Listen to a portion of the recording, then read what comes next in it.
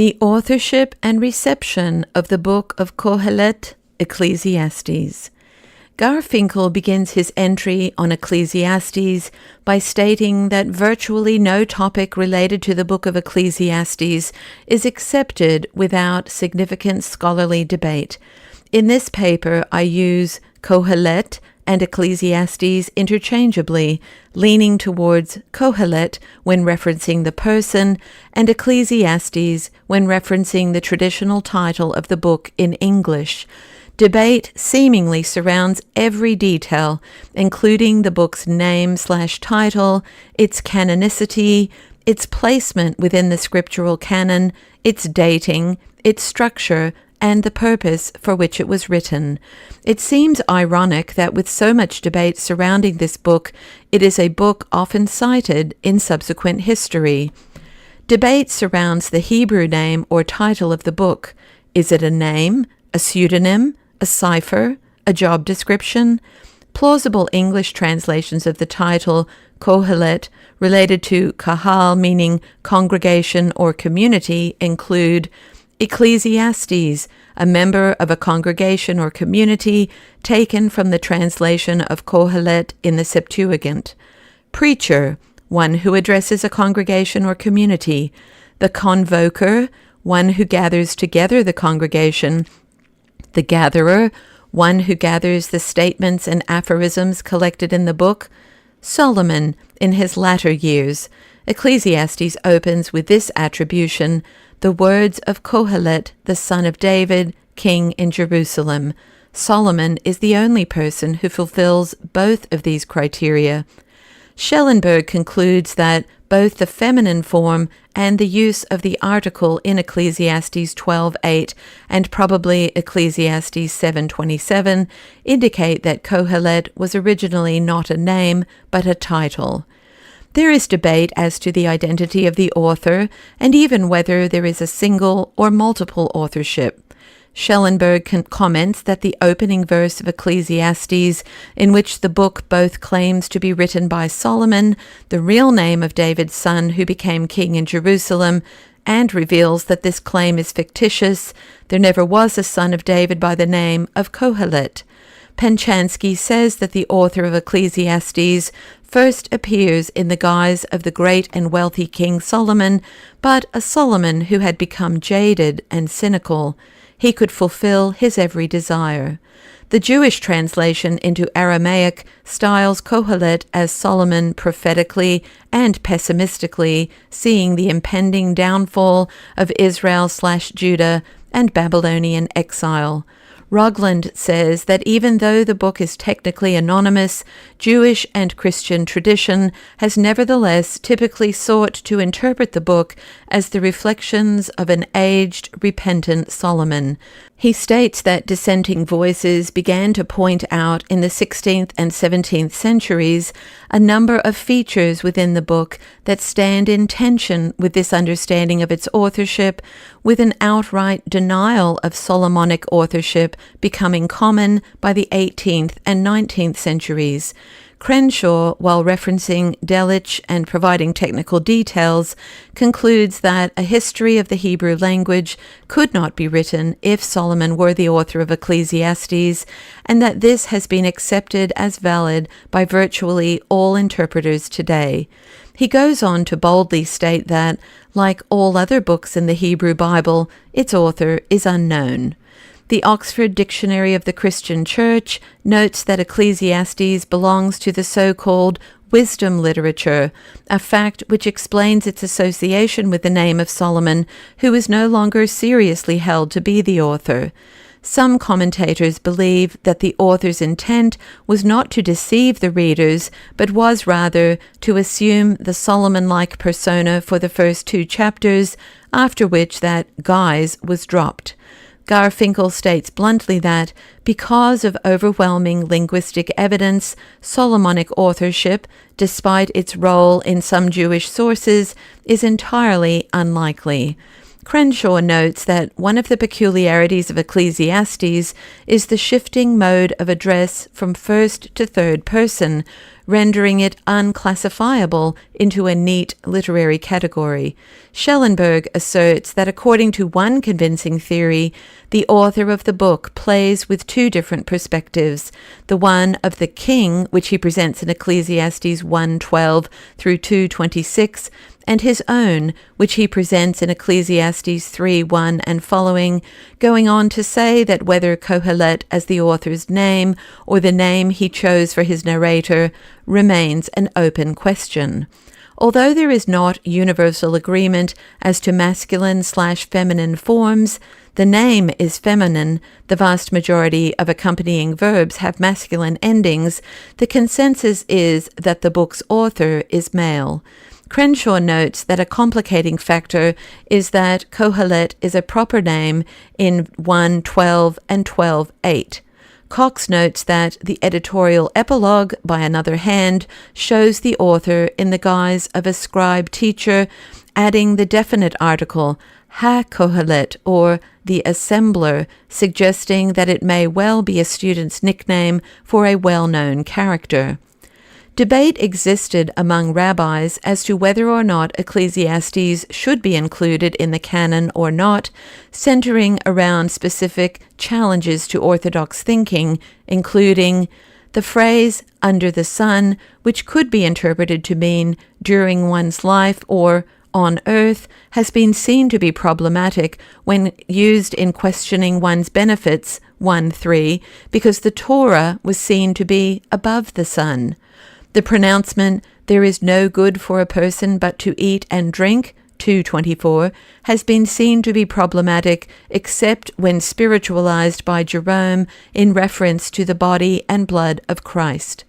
Crenshaw notices that at least 3 features of Ecclesiastes caught the eye of the sages who selected the writings deemed worthy of inclusion in a canon of sacred scripture, naming these as numerous contradictions, encouragement of a eudaimonistic lifestyle, and being at odds with the clear teachings of the Torah in Numbers 15:39.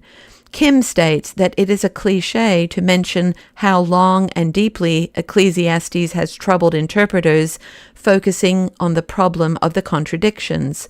There is a question of whether or not Ecclesiastes is a unified work based on the belief that a high level of coherence is an essential quality of unity, and that contradiction is an indicator of disunity or problem that needs to be resolved. Kim invites us to acknowledge the contradictions as they stand and challenges us to recognize Qoheleth's freedom in his process of becoming. Cross and Livingston remark that it is clear that the book is the product of a late age in Old Testament history, and it is known that it was one of the latest books to be admitted to the Hebrew canon. Notably, they add that no direct quotations of it occur in the New Testament, which is likely a significant factor in the ongoing debate regarding its inclusion in the Christian canon, because the witness of Christ and the apostles has been an ultimate appeal regarding boundaries of the Old Testament canon. However, the book did end up being chosen for inclusion in the Hebrew canon in spite of swirling debates, likely because of the second epilogue that brought the unorthodox teachings of Qoheleth under the umbrella of traditional theology and the book's close association with Solomon. Debate occurs as to the proper positioning of Ecclesiastes within the canon.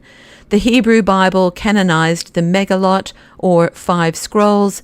In the third part, the writings, consists of Ruth, Song of Songs, Ecclesiastes, Lamentations, and Esther.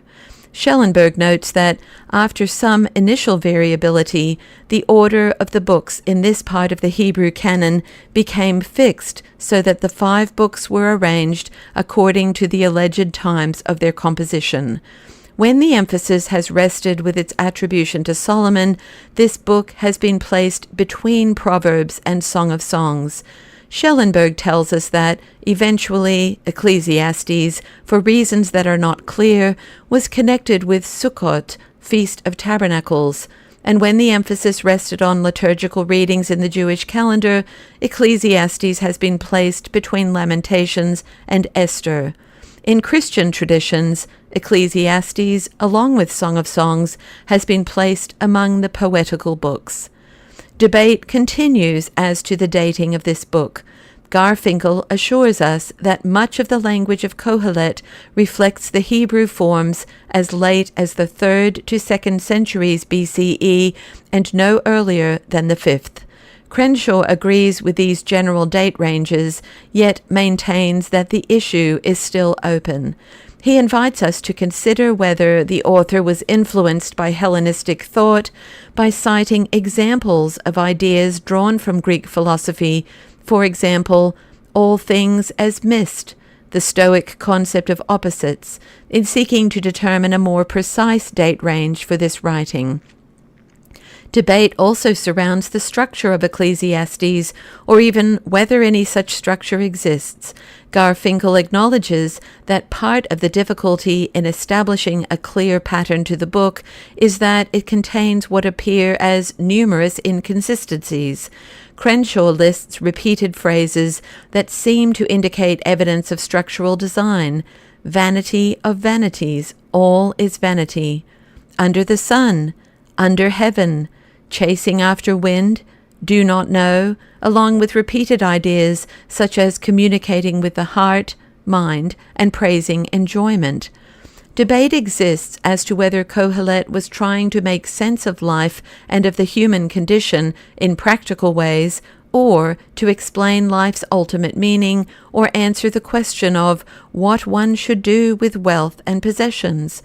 Garfinkel tells us that the majority of modern interpreters see the book as an attempt to answer, or at least address, life's big picture issues, raising questions about the ultimate concerns of humanity and the meaning of life.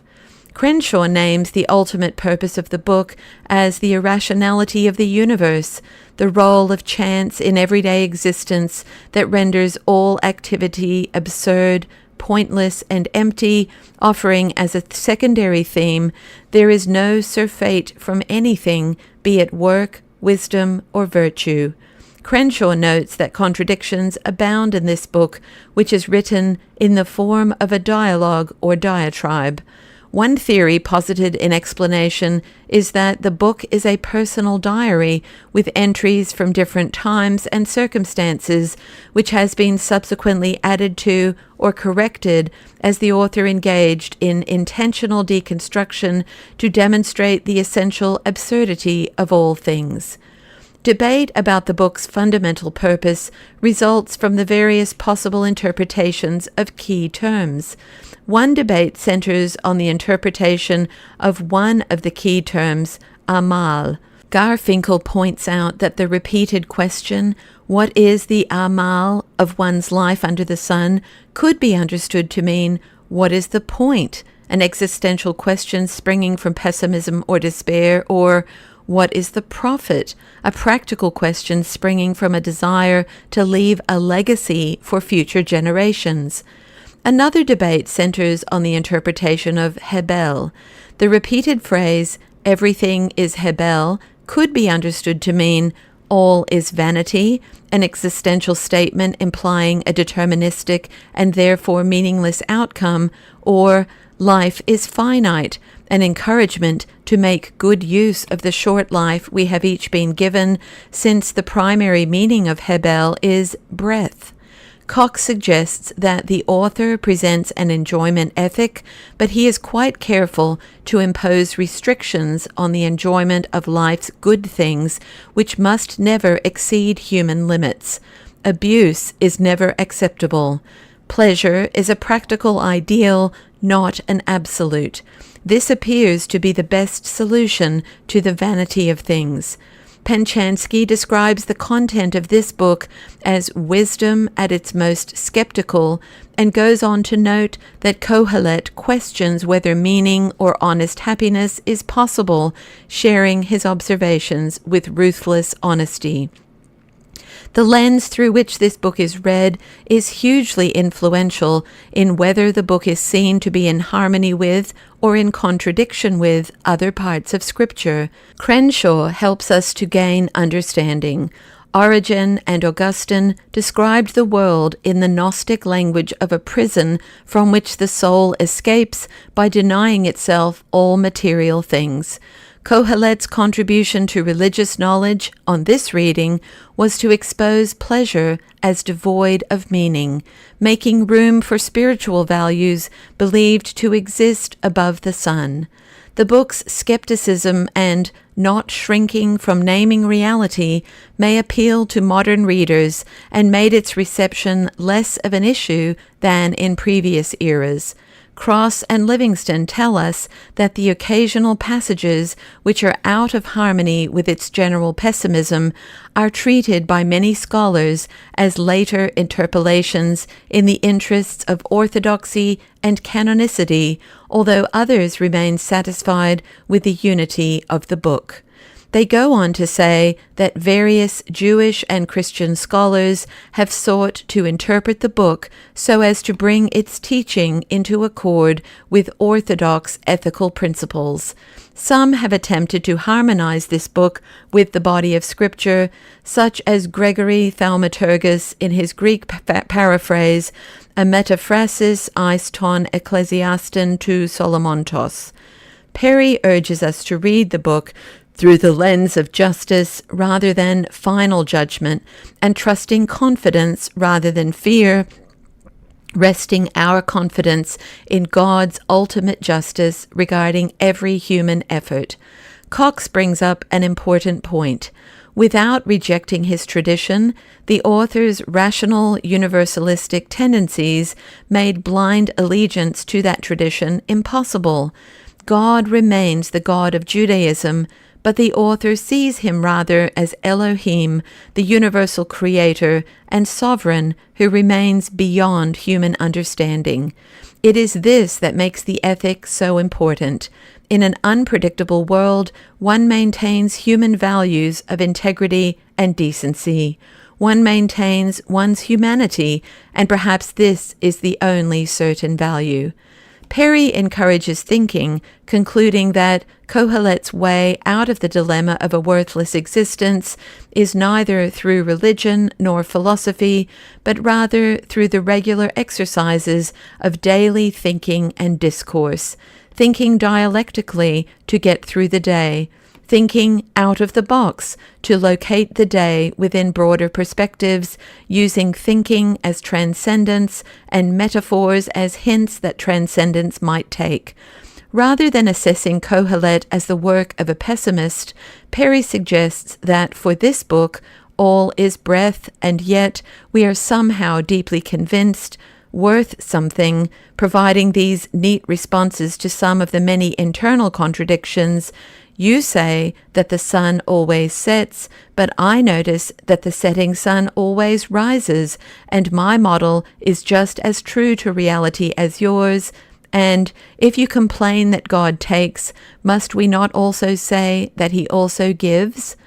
Crenshaw notes that, like every classic, Ecclesiastes invokes fresh ideas when horizons close, concluding that, in the end, Qoheleth's assessment stands. Even though a wise person claims to know, he does not, because God has placed a limit on human discovery of the unknown.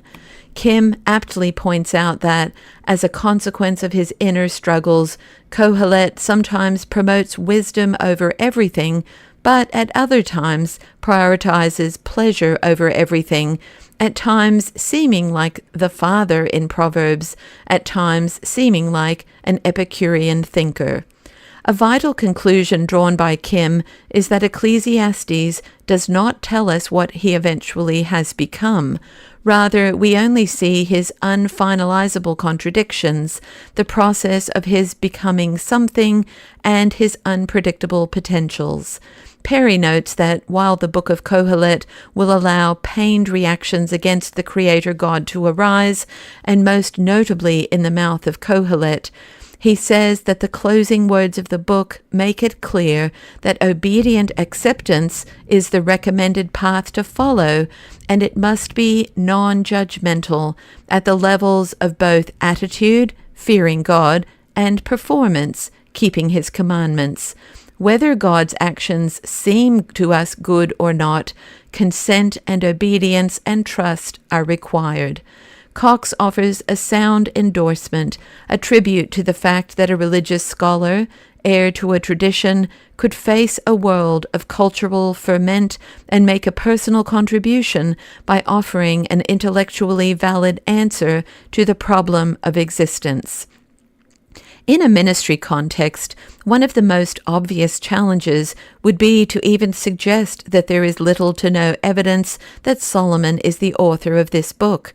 Challenging traditionally and widely held views of authorship of biblical books tends to rock the boat significantly in non-scholarly circles, in my experience. I would hesitate to focus on that aspect of the ongoing debates. It would seem to me to be more important to introduce conversations about passages in Ecclesiastes that have been widely influential in our modern era, whether people realize the connection or not, and to explore each of these passages in more depth. There are many. This book has had more impact than most Christians probably realize consciously. I offer some of these below and believe that instead of what has become the status quo in many, if not most, churches in our day, to avoid talking about seemingly contradictory or certainly difficult passages, to intentionally springboard from these passages into the whole counsel of Scripture. All is vanity, 1:1, which is also translated as everything is meaningless, or everything is pointless. What has been is what will be, and what has been done is what will be done. There is nothing new under the sun. 1:9. There is nothing better for mortals than to eat and drink and find enjoyment in their toil. 1:24.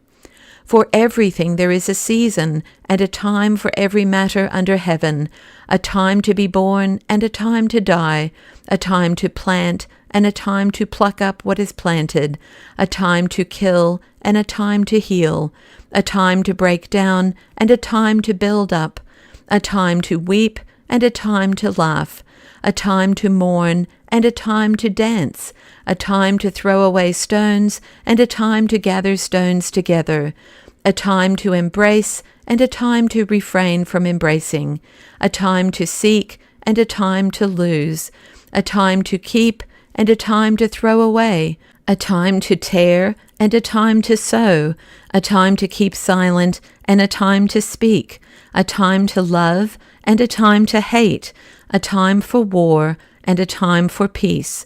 3:1-8. For the fate of humans and the fate of animals is the same. As one dies, so dies the other.